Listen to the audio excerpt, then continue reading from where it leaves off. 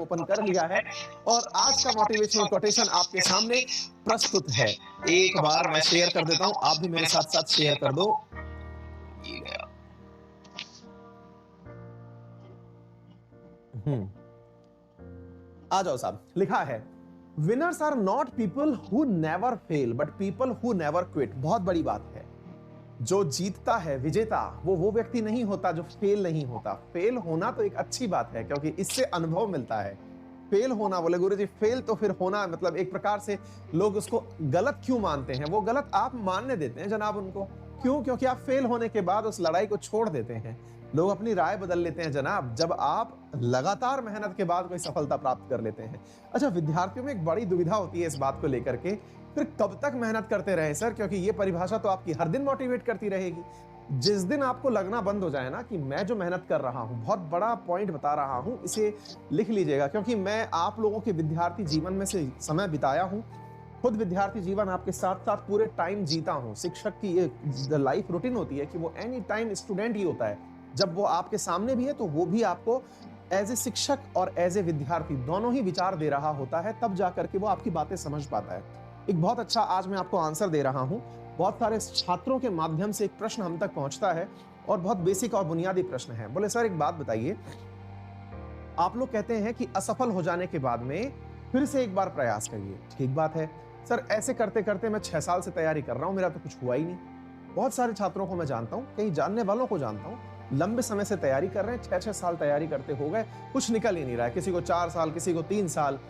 बोले सर इस लाइन को आप लोग लिख देते हो, हम लोग फिर मोटिवेट होकर पढ़ना शुरू कर देते हैं। अब मैं आपको इसका एक बहुत सटीक तरीका बता रहा हूं।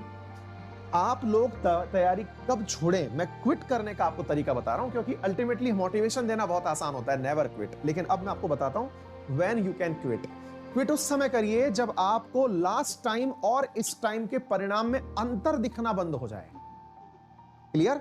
अगर मान लीजिए आपने लास्ट टाइम कोई एग्जाम दिया था, उस एग्जाम में आउट ऑफ 200, एक बार उदाहरण के मान के चलते हैं, आउट ऑफ 200 आपके 120 मार्क्स आए थे, इस बार भी 120 आए हैं, तैयारी बंद कर दीजिए, फिर चाहे परिस्थितियां जो भी रही हो, खत्म। बोले नहीं हो पा रहा है।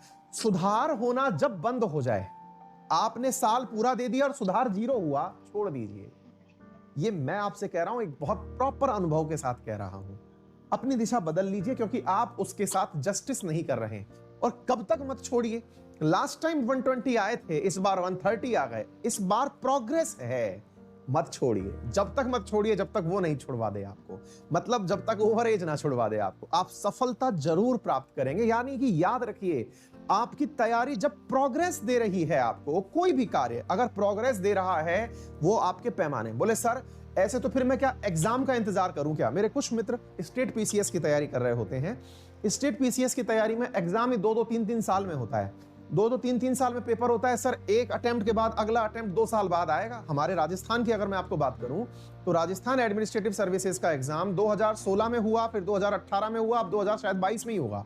यानी इतने बड़े बड़े गैप में आ रहा है। बोले सर हम तो 2 ही अटेम्प्ट में कहानी निमट लेगी, फिर क्या करें? इसके लिए तरीके होते हैं टेस्ट देना। मेरे प्यारे साथियों, कोई भी टेस्ट, मैं अनअकैडमी का विज्ञापन नहीं कर रहा हूं, एक व्यावहारिक बात बता रहा हूं, इसको समझिए आप। कोई भी टेस्ट दीजिए, आपको XYZ किसी कोचिंग का देना है, अपने किसी दोस्त से बोल दीजिए कि वो आपको 100 प्रश्नों का एक टेस्ट बना दे। पूरी तैयारी के साथ आप बैठिए, आप अपनी तैयारी के साथ एक टेस्ट दीजिए, वीकली दे दीजिए, मंथली दे दीजिए, लेकिन उसको अपनी पूरी जी जान से दीजिए। उसमें जो परफॉर्मेंस आया, अब उस परफॉर्मेंस को फिर नापते चलिए। अगर आपको लग रहा है कि आपकी तैयारी से कुछ इंप्रूव हो रहा है तो तैयारी करते रहिए। अगर आपके तैयारी करने से कुछ